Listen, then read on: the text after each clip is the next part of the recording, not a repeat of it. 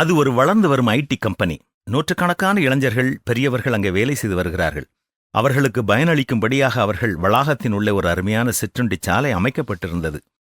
அது மட்டுமல்ல, மதிய சாப்பாட்டு வேளையில் வாரம் ஒருமுறை வெளியே இருந்து நல்ல பேச்சாளர்கள் யாராவது வந்து ஊழியர்கள் உணவு அருந்தும் பொழுது சிறந்த காரியங்களை பகிர்ந்து கொள்ளும்படியாகவும் ஒழுங்கு செய்யப்பட்டிருந்தது.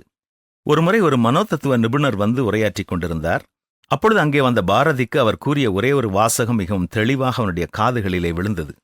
அதாவது, people who like themselves take good care of themselves.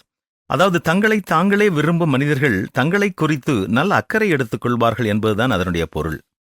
குடிப்பழக்கம் உள்ளவர்கள், புகைப்பிடிக்கும் பழக்கம் உள்ளவர்கள், அல்லது மிக அதிகமாக உணவு உண்பவர்கள், அல்லது கவனமில்லாமல் வாகனங்களை ஓட்டிச் செல்பவர்கள், அல்லது வேறு சில முட்டாள்தனமான காரியங்களை செய்கிறவர்கள் பொதுவாக தங்களை குறித்த குறைவான எண்ணம் உள்ளவர்களாக இருப்பார்கள் என்பதுதான் இவைகளுக்கான காரணம்.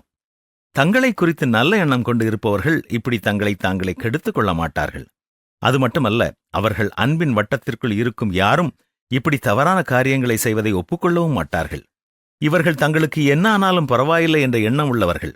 அவர்கள் வாழ்க்கை எவ்வளவு முக்கியமானது என்பதை குறித்த எண்ணம் இல்லாதவர்கள், தங்களை குறித்து தாழ்வான எண்ணம் கொண்டிருப்பவர்கள். எனவே இவர்களால் மற்றவர்களுக்கு நன்மை செய்வதும் இயலாத காரியம். நாம் ஒவ்வொருவருமே ஒரு பெரிய நோக்கத்தோடு கடவுளால் படைக்கப்பட்டவர்கள். நான் ராஜாதி ராஜாவின் பிள்ளை. இந்த உலகத்தில் ஒரு முக்கியமான நோக்கத்திற்காக கடவுள் என்னை இன்னும் இந்த உலகத்தில் வைத்திருக்கிறார் என்ற உணர்வு நம் ஒவ்வொருவருக்கும் வேண்டும். இந்த உணர்வு பெற்றவர்கள் நமக்கு நாமே தீமை செய்து கொள்ள மாட்டோம். மற்றவர்களுக்கும் எப்படி நன்மை செய்யலாம் என்பதே நமது நோக்கமாக இருக்கும். உன்னைப்போல் பிறனையும் நேசி என்பதுதான் பரிசுத்த வேதம் நமக்கு கற்றுத்தரும் மென்மையான சத்தியம்.